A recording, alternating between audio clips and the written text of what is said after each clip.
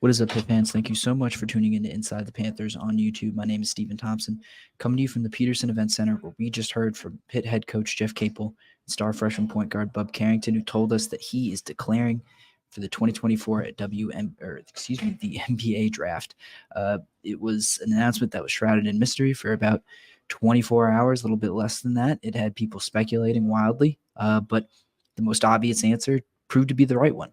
Carrington has been talked about as a pro prospect ever since his first game as a Panther, and now he's making that dream become a reality. This seemed kind of preordained. We were a little surprised when we heard from Bub in Washington, D.C. following an ACC tournament loss. It proved to be a season-ending loss to North Carolina. He played so well, scored 24 points. It was the leading scorer, but still in the locker room after seemed to say that he had some unfinished business and that he wanted to return for Pitt. Obviously, some things have changed.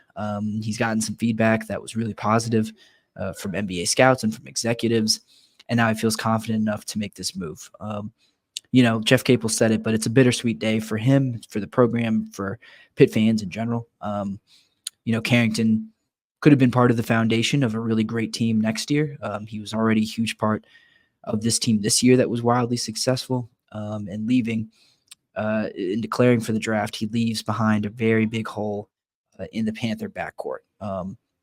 You don't need to sugarcoat it. It's a big loss for Pitt. It really changes their calculus going into next year in terms of who they've got to recruit, what kind of priorities they need to make in the portal, and just who they're going to be as a team. But at the end of the day, it's Bub's life. And when you are met with an opportunity that is this rare and this special, it is really, really hard to give it up. And it's really hard to say to a kid that they should pass down not only life-changing money, but the opportunity to achieve their dreams. And this is something that Bub Carrington has wanted to do for a while. It is something that's integral to his basketball identity, and it's something that he's dreamed about. And don't think anyone can blame him for wanting to move on and wanting to make this decision now. He's given a lot to Pitt. You wish he had been able to end his career on an NCAA tournament run. I'm sure he does as well, but just wasn't in the cards. And now he's got to take advantage of this opportunity right now. And speaking of right now, why right now? It may seem kind of self-explanatory. Anyone who's watched Bub play knows that he obviously has great NBA talent, and that's really what it comes down to. He's a good player. That's what makes it the right time. He is a good shooter. He has great handle, a good feel for the game. He has basketball IQ. He can be a facilitator. He can be a scorer. He, I think, has the ability to be an above-average guard defender and perimeter defender in the NBA. He's got great positional size as well at 6'5". There is a ton to love about Bub's games. He's far from a finished product, but he's really, really good. And that's mostly what this comes down to. But the timing is also really right for Carrington as well. He is still only 18 years old. He won't turn 19 until after the draft, I believe, or just before the draft. So he will begin his NBA career at only 19 years old. That is a huge leg up for him. To know that he's only really scratching the surface of who he can be as a player, especially when you think about what he can be in the pros. But this is also widely considered to be a pretty weak year for the draft. There is a clear consensus number one pick, even a number two, but the rest of it seems really wide open, and a lot of people don't see a ton of superstar potential in the 2024 NBA draft. That makes things a little easier on Carrington, who could find himself, pushing to the top of the lottery. Jeff Capel was pretty adamant and pretty certain when he said that he believes Bub Carrington is not only a first-round talent, but that he will go in the first round of the NBA draft. And when you look at Jeff Capel's record, he's coached 17 first-round picks at Duke. He's seen a couple of his own guys at Pitt make it to the NBA, and he's played with a bunch of first-round picks, coached a bunch of more second-round picks as well at Duke. This guy has been around the NBA, and he has done his homework. He started doing his homework before the season ended, when it seemed like this was a possibility for Carrington, and he started to put together contacts from the NBA, and they gave him some positive feedback. And I believe when he says for certain, like he told us, that he knows Carrington will be a first round pick, I don't think that's coming from a place of wishful thinking. I don't think it's any kind of bluster. I don't think he's lying to us. I think this is what people in the NBA have told him is possible for Bub and likely going to happen for Bub. It's exciting, and I mean, we'll see how far he can get up the lottery. It'll be really interesting to see just how far he climbs because you looked towards the end of the year. I'm sure that North Carolina game had a big impact on his stock and will definitely change things. But for most of the year, Carrington had floated a bunch. I mean, he climbed to as high in some mock drafts as real close to the lottery or in the lottery. He fell back down to maybe, is this guy a second round pick? Is he draftable at all? And then back up in very solidly into the first round and into the mid-20s, anywhere in between 20 and 30 seems to be the consensus as far as when the season ended. And Capel clearly has some intel that'll change, that he will be a much higher pick than any of us maybe have expected, or that any of these mock drafts expect. His floor is, according to Capel at least, very high, and that's part of why you need to make this move now. There's no guaranteeing what he could be next year. I think coming back to school would have helped him really improve his game, sure. But who knows what the draft is going to look like next year. I mean, there will be a consensus number 1 overall pick in Cooper Flagg in all likelihood. And that beyond that, you just don't know what's going to happen. And that's why you've got to take this opportunity by the horns right now if you're Carrington and really take advantage of what's been a really advantageous year for you and some great timing. Now, Carrington still does technically have the option to return to Pitt. Every college player who declares for the draft and has eligibility remaining, Carrington, of course, has only played 1 year here, but he does have the option to return to Pitt. He can retain his eligibility if he withdraws, I believe, before May 31st, on or before May 31st. He can return to school and play again. I don't think that's going to happen here. Carrington said as much himself. He said he's not really considering coming back to school and playing another season for Pitt, withdrawing his name like Blake Hinson did last year. Remember, Hinson tested the NBA waters, got some feedback, and they ultimately told him a return to school was best for him, so that's what he did, and that paid off really handsomely for him.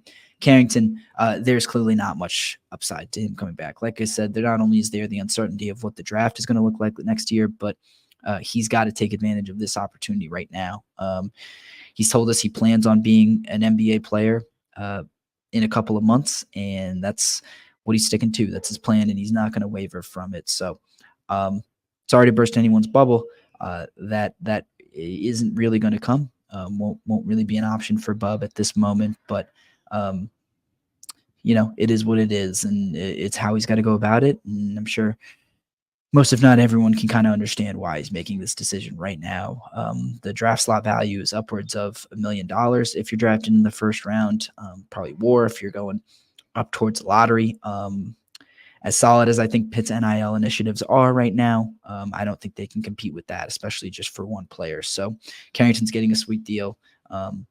Pitt is, going to have to live with that, and they're going to have to move on.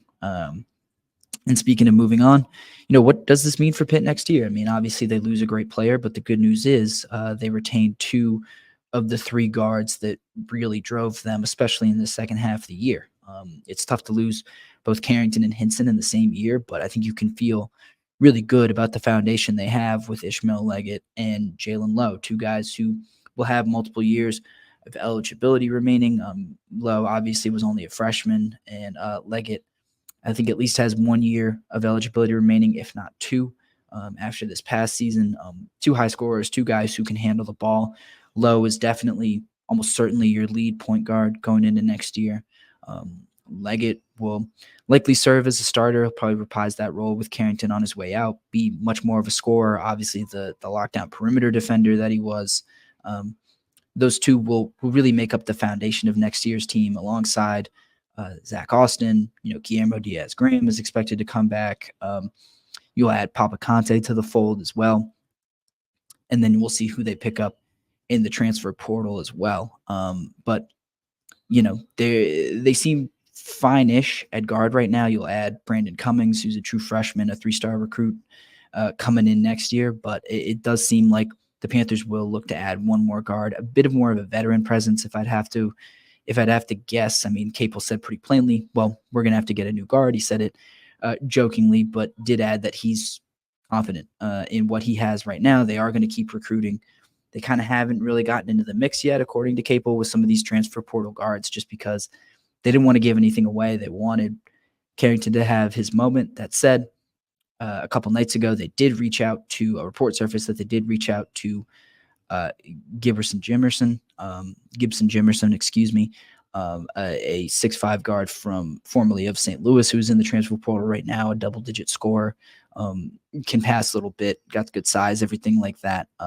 So they are still in the very early stages of finding that next guard. But I think it's pretty clear right now the foundation of this team is going to be Jalen Lowe and Ish Leggett, and the other pieces that they add are going to be kind of accessories. I don't know how many superstars are really available in the transfer portal, but I didn't think Blake Hinson was going to be a superstar when he arrived here. So who knows what Capel will be able to pick out of the portal. For right now, you're riding with Lowe, Leggett, and Cummings in the backcourt, and we'll see what they add a little bit later. But there is the added, effect of having a guy go one and done at your school. Carrington is the first one and done player since Steven Adams to come through Pitt. We'll see where he lands in the draft, but if he is picked in the first round, he'll be the 9th first-round pick in program history, and just the second one-and-done first-round pick. We'll see if he can crack that lottery position like Steven Adams, like Cam Johnson did. But this is great stuff to recruit on. It really helped that, Justin Champagny and Mo Gee kind of proved that there is a path for guys to get developed at Pitt, that this coaching staff is capable of doing that, and Carrington kind of takes it to another level.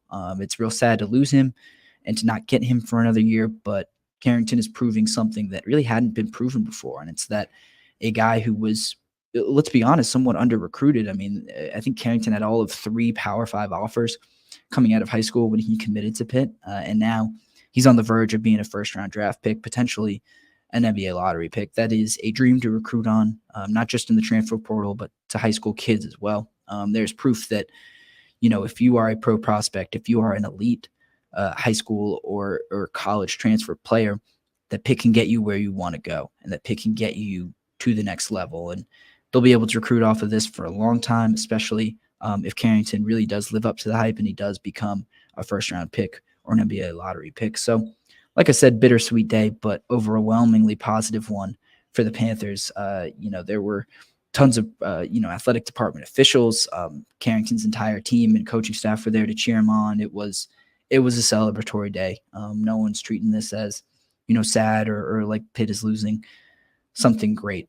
They are losing a great player, but I think this, to everyone in attendance, represents a much brighter future as opposed to something that needs to be feared or, a situation that is scary or unnerving or signals that anything's going wrong for the program. This program is as healthy as it's been in a long time, and this is just further proof of that. With that, I'm going to head out of here. Thank you all so much for tuning into another Inside Pitt instant reaction video about Bub Carrington turning pro, heading to the 2024 NBA draft. You can like this video, subscribe to us on YouTube, youtube.com/Inside the Panthers. Follow all of our reporting at si.com/college/Pittsburgh. We'll have more on Carrington's journey to the NBA this summer, and then also wrapping up spring ball, hitting some recruiting notes with the football team as well. So make sure you're tuned into all of that. Thank you all for watching this video, and I will see you next time.